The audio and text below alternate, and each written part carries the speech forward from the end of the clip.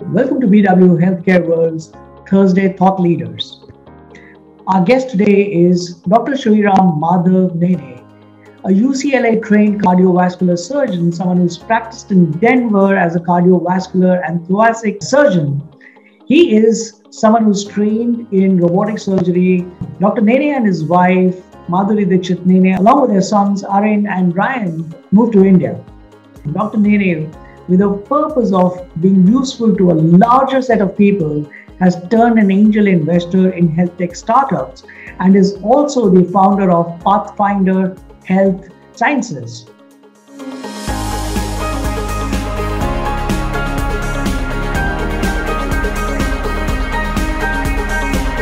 So welcome to BW Healthcare World, Dr. Nene. It is such a pleasure to have you with us today. It's my honor, and congratulations on, what did you say, 45 years in 42 years. 42 years. That's remarkable in India. And so thank you for doing everything you do. Thank you so much. So Dr. Nene, let me begin with a very basic question, and it goes back to when you were a child. You technically did a startup when you were 15 years old, when you learned computer programming and you created a software for real estate agents, if I'm correct to understand that. Yeah. Yes. A lot of the coders at that age are geeks, but they fail to think of doing a startup at that age. And that 2 years ago, when startup was not such a buzzword. How did you think of starting your own venture when you were 15 years of age? So it's a great question. I didn't really perceive it as a startup, and that's what made it easy. I mean, kids and teenagers are fearless. They don't suffer from the same apprehensions and framework that adults do. And as a result, when my dad brought a Apple IIe computer home when I was 11, there were no teachers back in the early 80s. And so I had to learn everything myself. And it gave me a world that I could explore. And the interesting thing is, I was an all-rounder. I played varsity tennis. I did all kinds of things, but this was just something which was interesting to me. And I've always been kind of a gearhead. I like engineering. I like creating things. The second thing which was interesting is in my elementary school, of all places, they had some key skills that they taught. And one was that there was one exercise I remember very vividly where they had you create a company and design a product. And we created this company called Acme Rockets after the Roadrunner cartoon. And basically what we did is we took pieces of wood, cut them out, created rockets, and painted them with the USA flag. And we sold them with fake money, and we created profits. And then they taught us how to run checkbooks and how to do that. And this was hardly in like 6th or 7th grade. So quite ahead of its time back in the 70s and 80s. What I realized back then was that you could create all kinds of interesting concepts and constructs which would improve people's lives. And if you could create platforms, services, and products which people would value, the reward and the secondaries could be anything you wanted, fame, fortune, this and that, but that's not why you did it. You were passionate about it. And so with the coding part, I went in, head first, and I learned how to code first in the basics. Back then, we didn't have the fancy languages like C++ and all of that. I learned in Machine, Fortran, COBOL, Turbo Pascal, and then BASIC with an assembler. And then, my mom was a real estate broker, and she had a real estate farm, and her and all of her colleagues could not manage that farm. So what I did was created a CRM solution, which is what you call it now, a customer relationship manager. And what it would do is keep track using a database, which we created. And it's just an array of data, which we put into, back then, a 5.25-inch floppy disk, because there was no cloud, there was no internet, there was nothing. And we basically created all those, and then we created an interface for printers so we could create mailing labels, and we could also keep track of who had mailers sent out and who had that. And my mom and her colleagues paid me. And I was like, this is the best summer job and fall and spring job that I've ever had. And, I'd done a lot of things, and my parents were very conservative Maharashtrians who had come up humbly from the middle class in India. My dad had a scholarship to Imperial College, and I was born in London and then moved to the US. So he always taught us the value of education. And so when I started doing these business things, he was like, what is he doing? You know, he has to be either a doctor, engineer, or we won't pay. And so I went on to create that construct, and we generated some revenue. And it wasn't, I didn't raise money. It wasn't like a listed company or anything like that. And then, you know, I went on later to create some software for the University of California and as a consultant, and they basically took all my IP away because they had paid me for the summer job. But in return, I got mentioned in proceedings of the National Academy, and this thing would take large databases from the Los Alamos database and compare species to see whether they were homogeneous or heterogeneous. And we published something which was quite remarkable. And that would help me with my med school applications. So I did a lot of stuff with low pay or for free, but I was learning the business concepts to the point where when I was applying for colleges, I had won a scholarship from the Business Times and the Independent Press Telegram. And it was very remarkable for me because Ray Bradbury gave me the award, and it came with a $750 scholarship. Not much, but I had a bunch of other scholarships. And what I recognized is that what you could do with knowledge, if you could master it and apply it and create value for people, was remarkable. And I didn't do it for the money. I did it because it was interesting.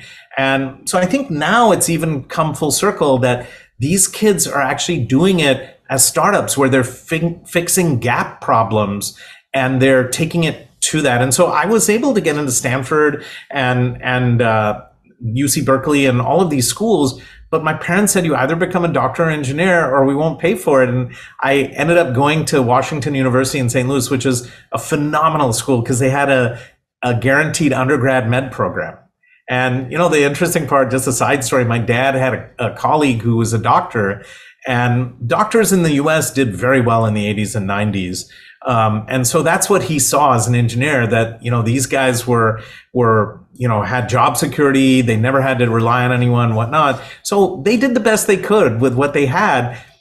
Come full circle now, I'm encouraging my kids to follow their dreams and to learn because they're passionate about it within reason. And also to do the best they can and do it for the right reasons, not because you want to make $1 trillion. That'll happen if it's supposed to happen. But I would say the bigger part of that is create something that we need that improves life on this planet and creates impact and makes things better for everyone. And you will be rewarded. Absolutely. Absolutely. So Dr. Nene, you brought me, you made a nostalgia when you were speaking about COBOL, Fortran, and floppy disks. So it took me back to my school days. I'm aging us both, right? But you know, what you really brought up was a very beautiful point. And I think it's very important for kids of today when they're looking at doing startups, you know, that the fearlessness is what drives you. When you're not fearful of what the outcome is going to be, when you are not doing things with self-doubt, is when you will succeed. And finding a purpose to do that is really beautiful. But you know, Dr. Nene, as kids, when we are tinkering with our technology, computers, etc., we've created programs, we've seen our success. We tend to move towards that journey and endeavor to do even better in what we enjoy doing.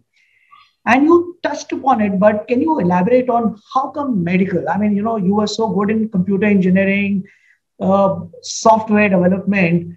How did you move from technology to medical side to get to be a trained surgeon? So it's a great question. I wanted to be the Renaissance man. And my mentors were people, you know, who I had read immense amounts of. They were way before us, but,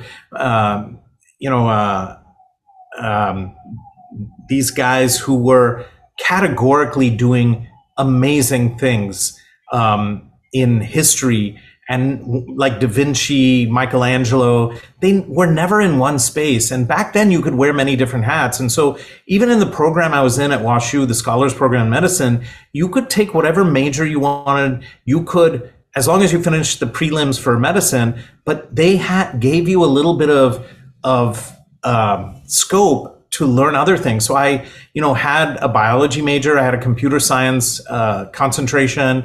I also took history because I loved history, and I did a little bit in chemistry as well. And what it allowed me to do is experiment and explore. Then when I went to the one thing about medicine is that it combines some of the best things which I had experienced in my life: leadership, science, humanistic behaviors, creating impact, dealing with people. It was also rigorous, like sports, which I had played, and it brought together a lot of those elements. And as I, started med school, it was incredibly rigorous at WashU, but they had 11 Nobel laureates at the time and $1 billion in funding. Now they have even more. But the main thing was people were so passionate about the science. And for me, I loved that part of it because it was the pursuit of something in its purest form for the good of mankind. And as I finished that, I went into general surgery, and I was at UCLA for a while, and I learned immense amounts of stuff while taking care of good people, and also did 2 years in lab researching vascular surgery. And then I went and did a cardiothoracic fellowship. But what it combined were all of the elements of everything that I had learned: science, all of the math, all of the humanistic elements into one thing. And, there wasn't, I love working with my hands. And so there wasn't a day when I was a heart surgeon where I didn't enjoy kind of mentally and physically tearing things down, breaking them up, and at the end, making a huge difference in people's lives. And so it was very rewarding. And the real question is, why didn't you stick to technology and business? And, I got a lot of pushback. It's very interesting. A good friend of mine, we were talking about this, and his whole family is doctors. And you may know him, Ritesh Malik, but he was saying the same thing, that he wanted to quit med school when he was a second year, and he got so much pushback from his parents. It was the same for me. And remember, in those times, you had to be a doctor or engineer, or you weren't good enough. I mean, this is a typical Indian immigrant as well as Indian story, right? He pushed back, and he went and did the London School of Economics, and to his credit, has had a lot of successful startups. I did that much later in 2011 when I came back to India to create impact by scaling medicine using media tech and smart services, as well as creating an edutech, as well as creating a film company. And I got to kind of use all of my learnings along the way in medicine. So to answer your question, I enjoyed experiencing, right? I'm a Renaissance thinker. I like to do a lot of different things. And even now, if I'm not doing this, I'm playing guitar or I'm learning something. I'd say the day you stop learning is the day you aren't around, because that has to be a central focus for your whole life. And learn for the right reasons, not the wrong reasons. Learn because you love to learn, not because they're forcing the IIT JEE down your throat. That's very beautifully explained, Dr. Nene. Now, while people call you a cardiologist, you have played an active role in reinventing technology, integrating healthcare and technology in the most innovative manner. Now, with your venture, what are the key segments that you aspire to cover, and what have been your plans on expanding the same? Yeah, so I want to clarify one thing, and it's a small thing. I'm a heart surgeon, and so we actually open chests and sew coroners on. Cardiologists work with catheters and echoes and things like that, and everyone is complementary. But to your question, look, as a heart surgeon, I could operate on 3 to 5 patients in a day.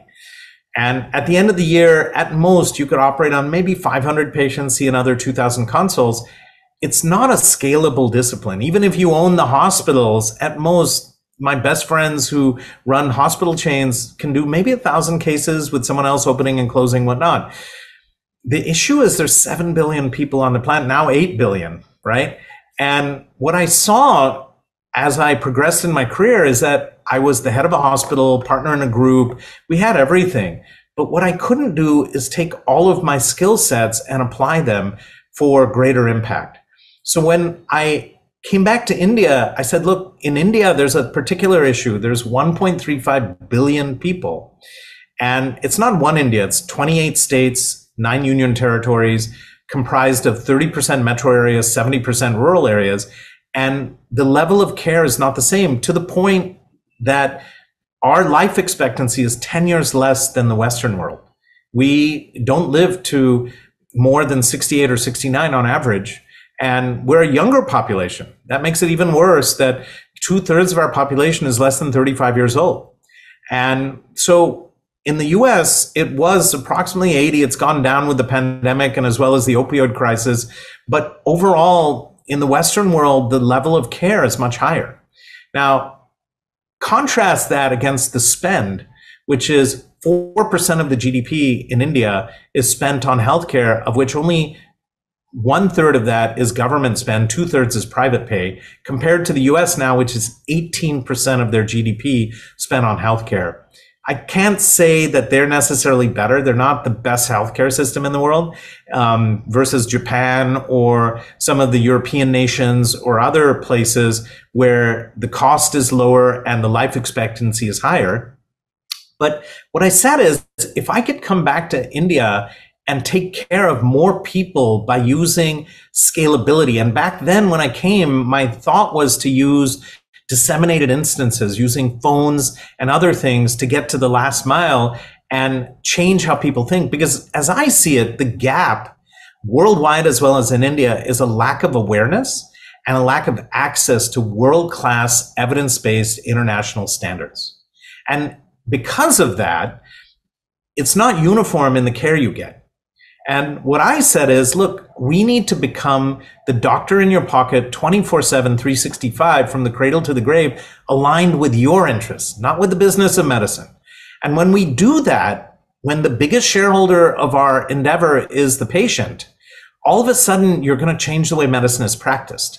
So how do you do that? You change the way you render care, and you reduce the cost by doing that. You empower the patient to be their own best advocate, and you give them the medical system that they need around them when they need it. I'll give you an example. How many times do you go to a doctor in a year? Maybe twice in a year. Yeah, and when do you go? Usually when I have a fever or cold, flu. So there you go. That it's when you're sick. Yes. And what I would say now is that we need to move beyond that so that you learn about what it makes you up, because everyone's different. And so the real issue is, in coming back here, I said that if we can design a system which is customized to the patient, looking at their genetics, their medical history, their past medical history, their medications, their family history, their social history, their socioeconomic background, and design something which educates, entertains, and engages them to do the right things always, and then to have the tools to give them a virtual dashboard and then give them the virtual networks. So what I think of is, who do I refer my family to? That's what I want you to have. And when that happens, no matter where you are in India, when we democratize healthcare as we know it, giving everyone the same standards and building their expectations to know what to expect given any heart ailment, then all of a sudden, life as we know it in India will change. And that's, my story as to why I came. No, that's really beautiful. I think you brought in a very beautiful point about, being able to help a larger set of people than just the 3 or 4 people that you do your surgery on. Now, Dr. Nene, what are some of the things you worked in the US and you worked in India? From the heart care, from a surgeon point of view, from the healthcare point of view, what is the difference that you find in heart care in the US versus what you see in India? Do you think we are now at par with the Western world, or maybe even better? Or do you feel that we still have a journey to cover? So to start with, we have 1 million doctors serving 1.35 billion patients in India. These are 1 million allopathic docs, of which only 2% go to the rural areas. So immediately you have a doctor to patient mismatch. And so one of the key delimiters is that it's not uniform in how we deliver care. Right? If you're in South Bombay, for instance, your doctor to patient and bed to patient ratio is far different than if you're in the middle of a rural area, Bhopal or Patna, and even farther into the second, third, and fourth tier towns, as to what you can expect to get. So to answer your question, in the best centers, in the best cities, we're on par. And the question is it uniform? Is it egalitarian? Is it democratic? I would say no. Who you know matters, right? And your access to care differentiates by that. The biggest problem I see, and this will lead to a further question for you, is that the first responder systems and the ability to get people to care in a timely fashion are not always there. And further, to react to it, I mean, I feel like we're more reactionary than proactive, right? So I think one thing in India, which the pandemic taught us with the war rooms and bed boards and other things, is that we need logic. We need provocative and progressive logic to see what would be the best fit for any given patient who's being transported. Secondly, we need awareness so that people recognize in time, and even before they get into trouble, that they need to go in. Because as you said, I go to the doc twice a year when I'm sick. But the point is, if your risk factors and symptoms are there, then you need to get in there much sooner, and then there's a chance that we can save you. In India, it seems to me that to some degree, it's often a natural history study in terms of how disease presents in many cases, in that they come in very late in the disease puzzle. And that varies depending on if you're in a high ratio metro area versus the outskirts. But if we're going to improve lifespans and lifestyles, the only way we can do it is by empowering patients. So to answer your question, do we have the ability to deliver care? Yes. This brings up a second point, that we have a marvelous opportunity for medical tourism. It's something we're working on because our cost for delivery is much lower than the West.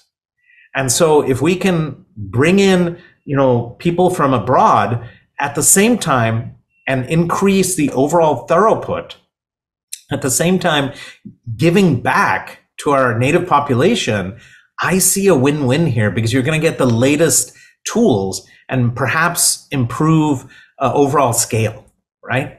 And so I see a lot of areas where we can improve care, which are potentially possible. If you're in a metro, 30% of India, in other words, you're in better shape. If you're in the rural areas, you won't have that level of care. And that's the mixed bag. Is that true in the US? Yes, absolutely true. If you're at the tertiary quaternary care hospitals, you're going to get better care than if you're in the rural areas or going to a PPO or HMO or whatever. And I've lived through those systems. I think there they have different limitations and different struggles in terms of payer systems and insurance and, all of that. And the business of medicine is quite daunting. Here, it's quite the opposite. We have very little insurance coverage, just 10% or less. And so it's mostly out of pocket if you're paying for it. Or in the government hospitals, orange card and yellow card, you're going to go to a government hospital and their limitations are just like the UK, where they don't always have immediate care for you unless it's very critical, right? So, Dr. Nene, this brings up a very important aspect that, we know that we have a inequitable healthcare system in our country. While we are also, one is the care that we have, the quality of care. And second challenge is, while we are trying to fill our hospitals, we are desperately doing marketing, etc., to fill the hospital in a major city, we don't have the facilities available in the, tier 3, tier 4 or the rural areas. Technology seems to be bridging that gap in absence of trained people being available. So what are some of the trends that you see or the technological advancements in diagnosis, surgeries, post-surgery care that will be the trend in the coming year that could be the game changer in healthcare? So Harbinder, it's a great question, because honestly, it's a numbers game, right? We don't have enough trained healthcare professionals. We don't have enough hospitals and training centers to generate enough. and our population is arguably growing at leaps and bounds and living longer. As I see it, to put this in context, more people will be succumbing to chronic illnesses, lifestyle acquired illnesses like heart disease, strokes, diabetes, and hypertension than they are to infectious complications. And as a result of that, what you and I have to do is kind of recenter the dialogue. And what needs to happen is several things. The first is something very interesting. I think we need to educate and entertain. My kids were watching House MD and ER and a few of the medical dramas, and they would come to me with questions, and they were learning more about illnesses than I could have ever taught at a seminar, right? And they were learning in a way where they would remember it. And so some of my pursuits were born from that epiphany that if you can, rather than being on a soapbox, entertain and educate, and do it early and often, and do it in the style which we're known for in the film industry in India, then all of a sudden it appeals to a different part of the brain. So the first thing is we need to empower patients with knowledge so that they can take care of themselves and know what the risk factors, signs and symptoms, and expectations for care will be. The second thing is, from a technology standpoint, I think there's huge advances in AI, machine learning, generative AI, as well as cloud-based technology. The third thing is we've always been the last to get the latest technology because we're the developing world. And what I see by 2050 is our economy will blossom, if not sooner, where we will become a top 5 economy. And why I see that is A, we have a volume multiplier. B, we have a very, very smart population. You take Indians, you put them anywhere on the planet, they just won't succeed, but they'll dominate. You look at all the high techs in the US, they've all got Indians leading them. Look at the guys in universities, you look at the guys in medicine, they're all Indians. And maybe there was a brain drain, which accounts for some of that. But I would say even in India, the type of startups and things which are happening now are immense.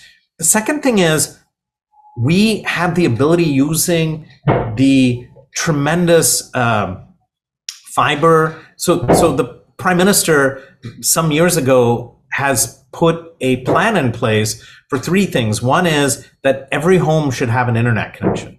And that's happened from 2011 to now. You see how many people have access to the internet through mobile phones or through, when I came, there were only 150 million internet connections in 2011, of which 50 million were mobile. Now it's blossomed to 700 million and the majority are mobile. And it leapfrogs the divide. But what's happening is they're laying down fiber now. So A, you'll have a bigger backbone so people can search. And listen, the University of YouTube is always open. Now, is that harmful? Yes, in some ways it is. But we'll get to that in a second. The second thing is the predictive AIs coupled with, quote unquote, deepfake technology and faces could be used as a means to give artificial consultants. And the real key to care is triage, knowing who needs what, when, right? And part of it is teaching you how to take care of yourself. The other part is giving you the right consultant and the right facility in the right time period. And in an ideal world, moving the pendulum back from acute care, where you're rushing in an emergency, to prevention, early recognition, and early treatment. When you do that, all of a sudden you treat a disease before it's a natural history study. Where you see heart disease is not when someone's had a massive heart attack and their EF is threatened and they need to go to the operating room, otherwise they'll die. You see them when they're just having chest pain, or better yet, when they just know what the risk factors are, like they have a first degree relative less than 50 who's died from heart disease, and you can get them to change their habits and then follow them over time and do the appropriate stress tests and all that. So what I see is it has to be a combination of technology and professionals on the right lines. And what technology should do is allow us to scale the professional interfaces. Where doctors could only see 10 patients in their waiting room, they'll be able to monitor 1,000 patients, where patients will have continuity of care and dashboards seeing how they're doing. Like at any given time, I've got a dozen sensors, like this ring's a sensor, this watch is a sensor, I have another sensor.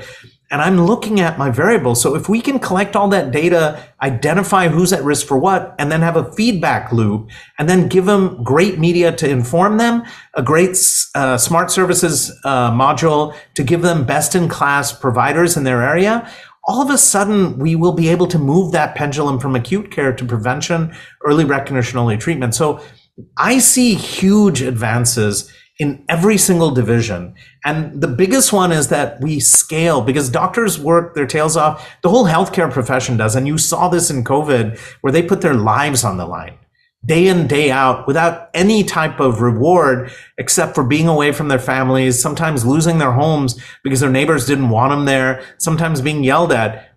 And you know what? My heart went out to them, and I supported them through all of this. We worked together with the Prime Minister, the Chief Minister, with different healthcare systems to make sure that we could adapt. And I think India overall did pretty well in COVID.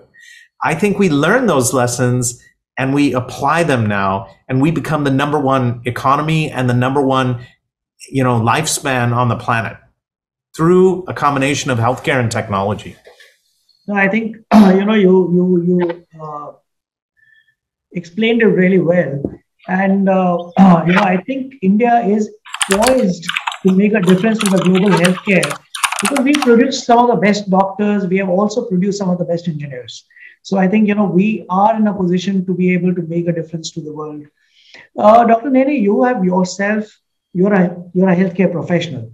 You are also now investing in technology, both in terms of not just money, but also your time and knowledge to make a difference. What do you think that the policymakers need to do to make quality healthcare accessible to ensure better outcomes? And I've consciously left out the word heart care and cardiac care, because this has to go hand in hand. 100%. Also, so what do you think that the policymakers need to do, and what is it that needs to be addressed in our upcoming budget?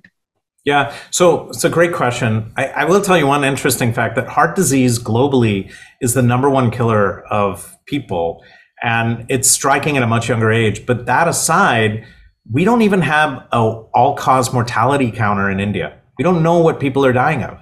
And so if you don't have data to guide your decisions, then how are you going to make the right decisions? But what I see is this, that they've done an exceptional job with Ayushman Bharat, and some of the foundations we worked with, like iSpirit. They created the medical pipelines on which everything else can be built and handed it over to them. iSpirit was one foundation we were involved with, and I was working with through the pandemic and even before. And they also created UPI. So I see that as a potential force for good. The second thing is they have been very liberal about startups. And what I see is that there's a lot of people, young people, who are now taking the plunge. And it's not just engineers and entrepreneurs. Doctors want to do this. Now, I find it incredibly hard for physicians to do this and practice, because, a full-time practice is a full mind exercise. You have to be focused on your patients. And when I pivoted to create companies, a family office, 3 startups that I incubated myself, and then multiple startups that I invested in and mentored, all of a sudden I was trying to scale my presence without focusing on just one thing. And so what I think the government needs to do in their budgets is set aside some money. And what I would say the first thing is to set up a roadmap and a timeline over which we need to achieve our targets, and significant goals. Say in year 1, I want to do this. Year 2, I want to do this. I think it needs to be a hub and spoke model, where we keep the centers of highest excellence in the main areas with corollaries and technology-driven, outbound sort of virtual presences, as well as physical presences. I have a friend who owns the Hindujas. They own Ashok Leyland, and they have these mobile hospital vans which go all over the place. And they were more than happy to loan this out to us, so you could take a whole medical suite out there.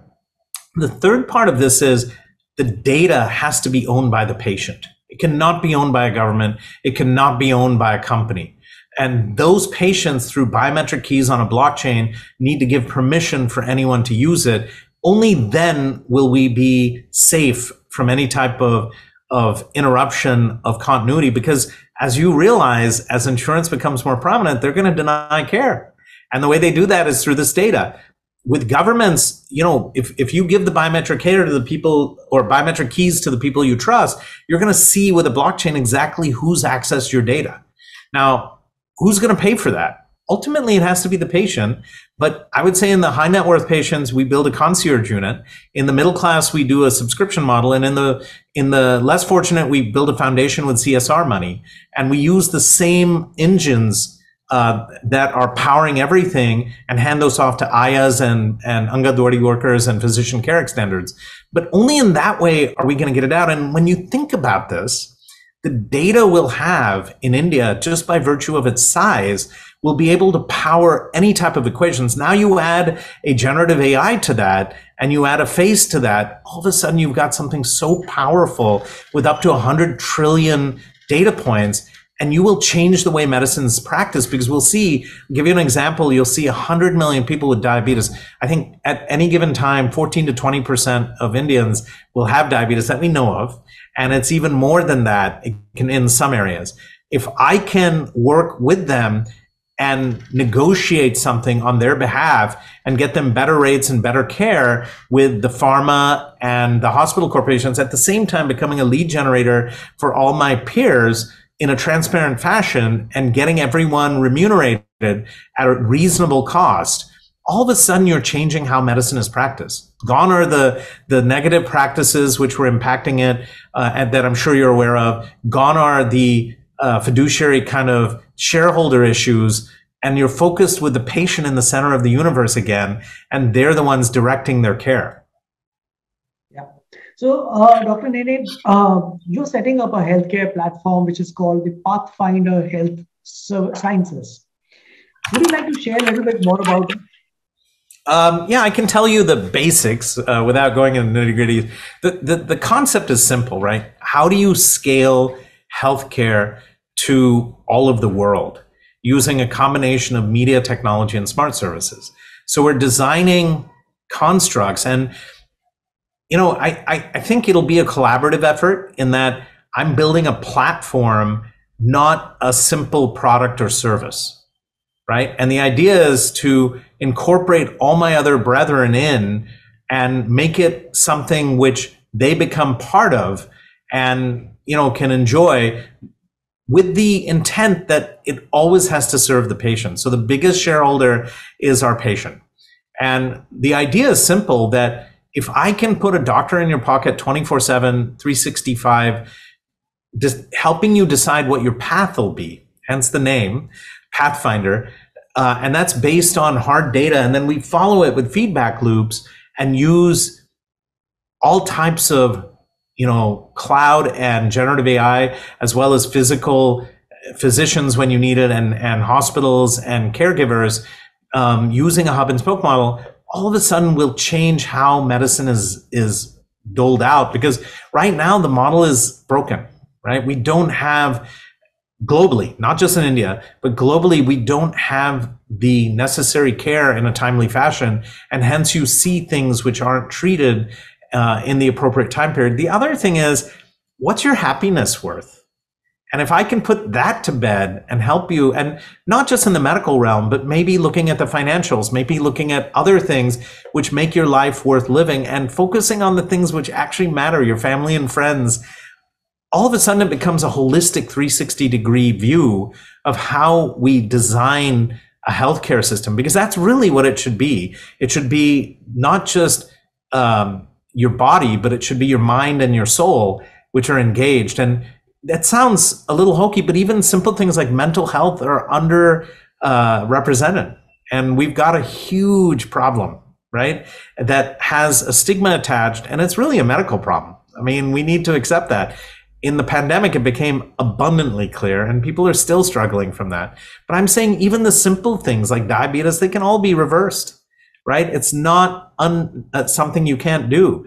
And they just become diet-controlled diabetics rather than pill-controlled, and the complication rate goes down dramatically. right? So I think, what we're designing is interesting in that it changes the way we practice, right? And it gives the patient's continuity of care, end-to-end, cradle-to-grave providers who will always be there and are aligned with their interests, with no one else's. It will give the doctors the infrastructure they need, because the biggest problem they face right now is they don't have the medical infrastructure, and they're literally jumping from one hospital to another or one patient to another. I mean, when you go to see the doctor, they'll see you for 5 minutes, write you a chitti and send you on your way. But the problem is they don't always have time to explain everything. And so how are you going to prevent the next instance? And then for the hospitals, pharma, and these guys, it will become a critical lead generator with patients who are better equipped and know what they need. And then for governments and corporates, it'll reduce the cost of healthcare delivery. And by doing that, you'll come in at a earlier point, and the number of procedures won't go down, the number of diseases we treat won't go down, but what'll happen is the outcomes will be far superior because you're treating them much earlier in the disease process. And as a result, your absenteeism will go up, your cost of delivering care in terms of GDP will go down, and your potential productivity, both in the corporate workplace as well as in the government and other areas, will go up dramatically because your happiness equation will be different. You won't be sick. And then the last thing is India's paternalistic, and that's changing. But when the main person who's providing for the family is interrupted, that can lead to medical bankruptcy. And it can lead to many people starving, not just the main person. So I'm saying if we intervene early and often, we can protect that. And, these things, the critical things for me globally, and the things we focus on are improving healthcare, improving education. And in doing those two things alone, I think we can change our path as a nation. So Dr. Nene, I think, this is really nice because I keep talking about it, that sometimes disruption is not by displacing something and replacing it with something else, but disruption can also happen by building efficiency in the system. And another thing that comes to my mind that the system could do or should do is also bringing healthcare as a priority for women. Because if you look at the rural India, it's like you said, that the bread earner is the one who gets the priority, because that could be changing the economic situation of the family. The women tend to be put on a back burner. So 100%. I hope that also changes with what you are doing. Yeah, and the thing is that we are equal opportunity. We want to democratize healthcare, and we want everyone in the family to be dealt with properly and efficiently. And close to 50% of the country is women, right? If you miss that, these are people now in the metro. Certainly you have dual income households, but even elsewhere, look, we all have mothers and wives and sisters, and they are more important, not equally important, more important in many ways in birthing a nation. And if we neglect them, because we think the only one that matters is the person who's earning the bread and butter, we are neglecting our whole future. And so I think it should be something we internalize. And then, those cultural norms will take time in some parts of the country. But I think the sooner we realize that it is important to appreciate and give gratitude to everyone and pay respect to everyone, the faster as a nation we grow and we start to appreciate each other's value. Absolutely. So Dr. Nene, what about your future plans? You're a surgeon at heart, you're a surgeon by training.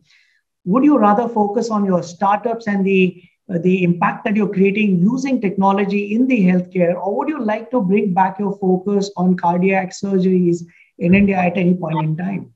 So if I did it, so I think you can answer that one pretty easily. It's a matter of a scale game, right? Where can I be most effective at helping save lives and improve lifestyles?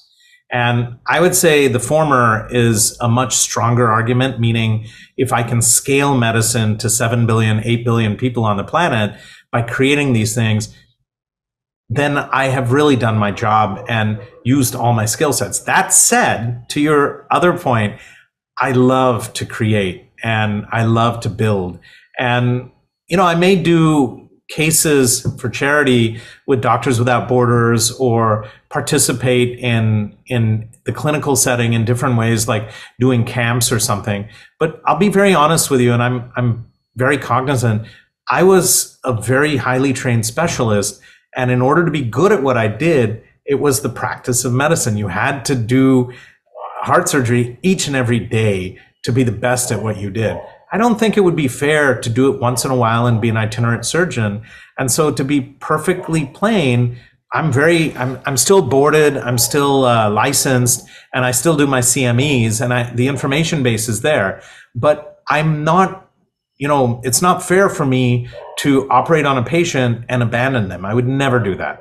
And so I think if you're going to do it regularly and do it with full heart, and don't hesitate. And even now, I take care of a lot of patients vis-a-vis my family. In the pandemic, we were triaging and admitting people, and I'm still capable of doing it.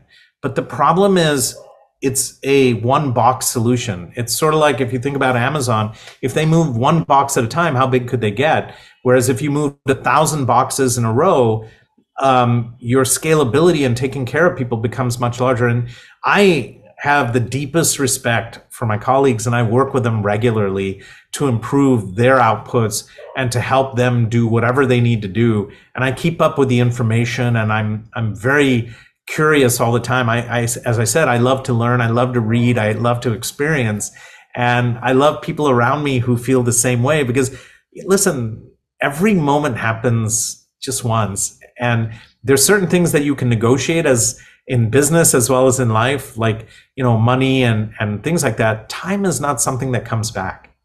And so you got to pick how you spend your seconds, minutes, hours, and who you spend them with. And that's what makes life worth living. And so if I'm in, the operating room, I loved what I did, but it's not scalable for me. And I think you see my skill sets and what I can do. And I just think that I'm better, presented to kind of build systems and platforms which can accommodate many more people. And at the same time, I'm a intermediary because I've done both. And so I can step into both worlds and negotiate effectively and say, look, I understand the shoes you're walking in. And I've done that for 1,000 steps. And I also understand being the patient. I also understand being in business. Now, how do we bring those all together with technology and do something that works? So to answer your question, I don't see myself walking back as a clinician full time. I don't think that would be a really good use of my time. Would I do it on a charity basis and go and donate my time? 100% I would. And I would never hesitate, so long as it was clear that I'm not the principal caregiver, because I would never, ever compromise in a patient's care. Dr. Nene, that couldn't have been a more honest answer to what I asked. Dr. Nene, my next question is something which I've been dying to ask you. Because in my past career, I have been responsible and I've been a part of the team that launched YouTube in India. And I know that you've set up a YouTube channel and you have got a great response. Would you like to tell us about it and your thoughts behind starting the channel and what has been your experience doing so? Yeah, it's a great question.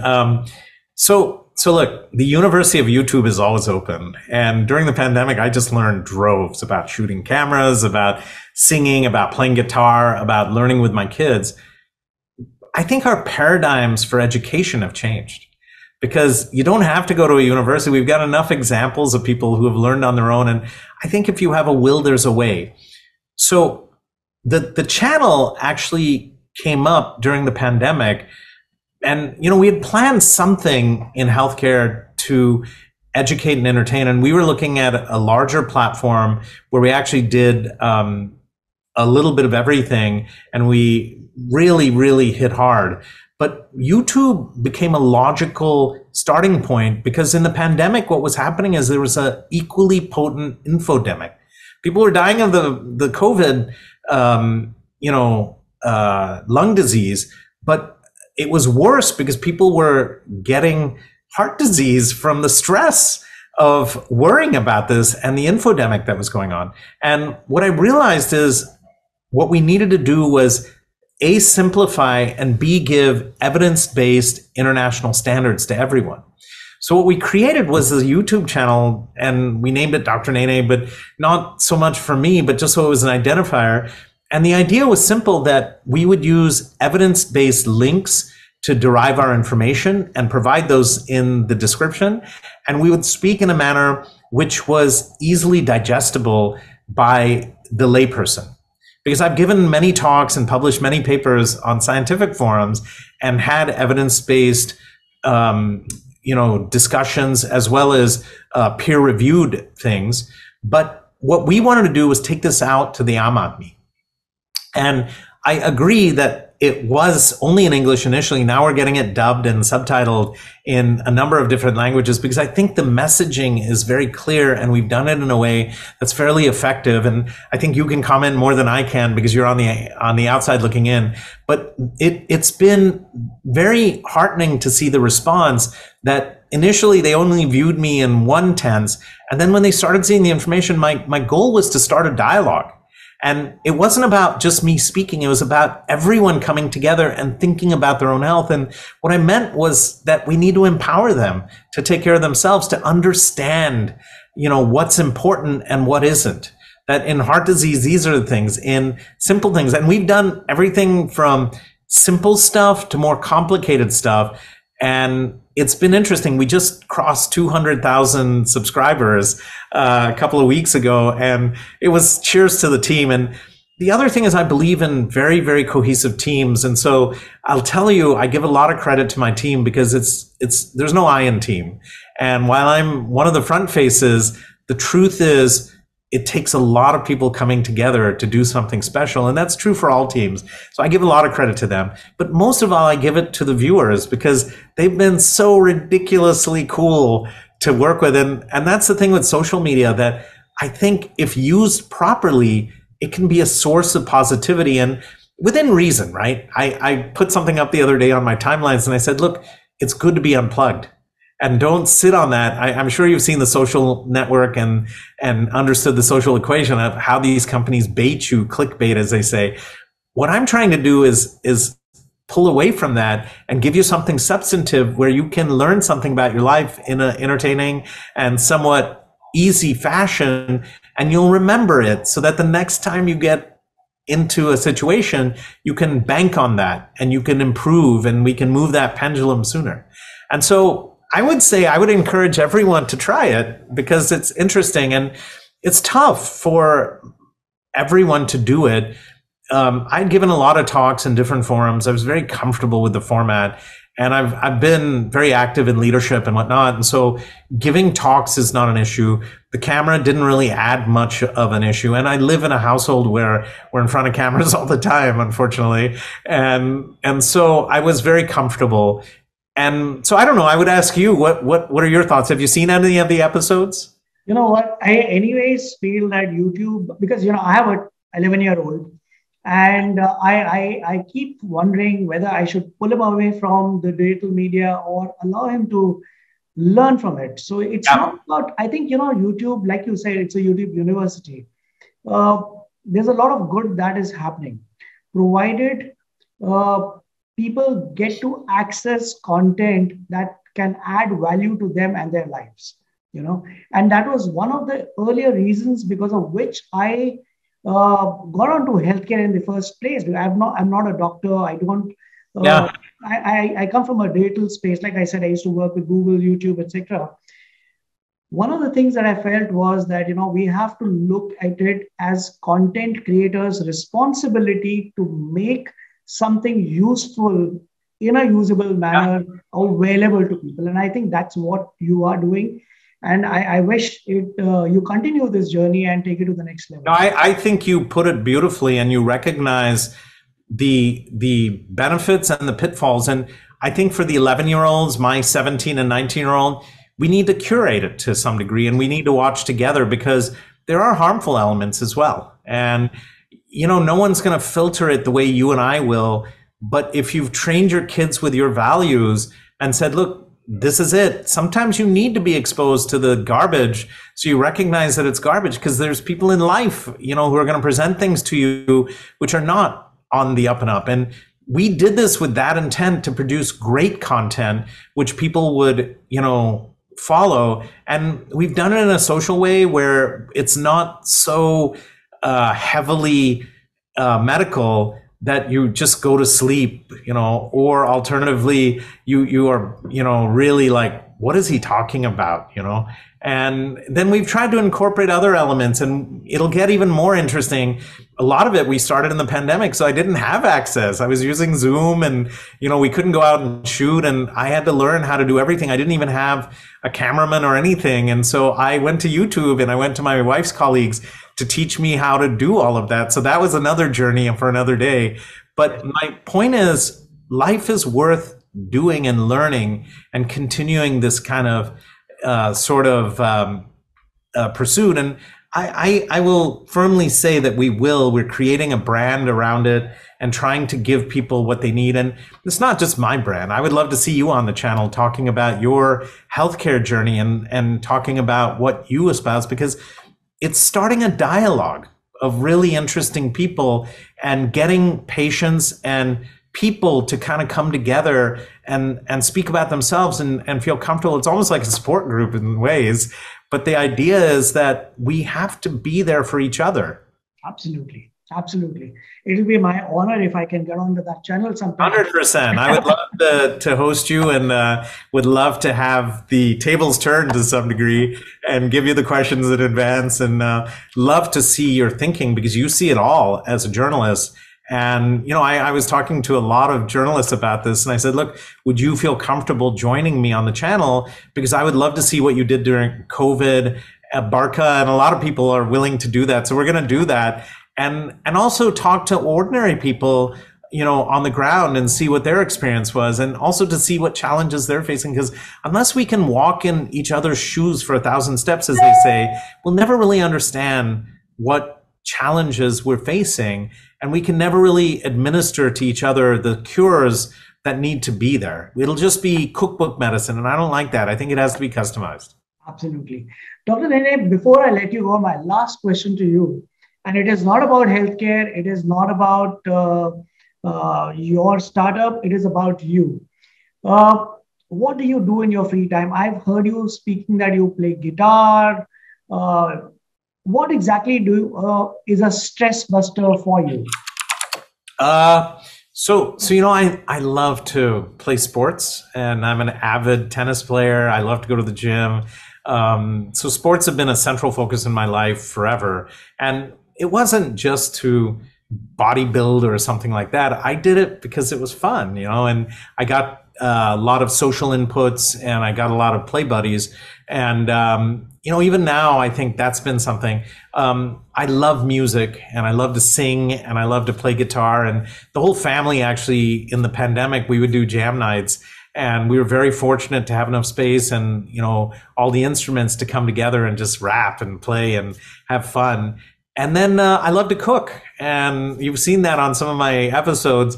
And that's an interesting story where in college, one of my responsibilities was to take care of, in the fraternity, to take care of the kitchen responsibilities. And they had a big chef, and this guy could make meals for like thousands of people, and he could do it from scratch. So I learned a ton from him, and then that evolved. And so it was like organic chemistry on another level, where you combine different flavors and spices. And the enjoyment was that food was love. It's what you gave to people, and it's what your mother gave to you, your wife gave to you.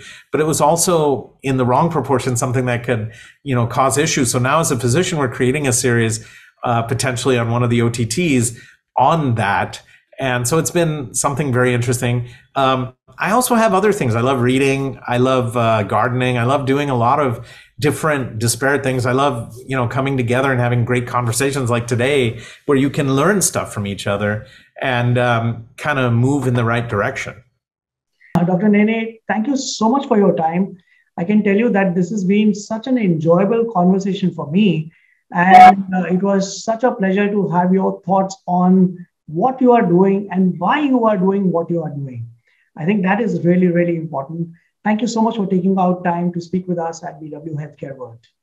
Harbinder, it's an absolute pleasure. And I hope we meet in person at some point. I'm in and out of Delhi, but the bottom line is I wish everyone well. And, there's challenges, but I see them as opportunities, and I see the ability to do good. And I think if everyone keeps that motive and sort of keeps it as a central mantra for their lives, all of a sudden the world will become a better place. So it's been a pleasure spending time with you.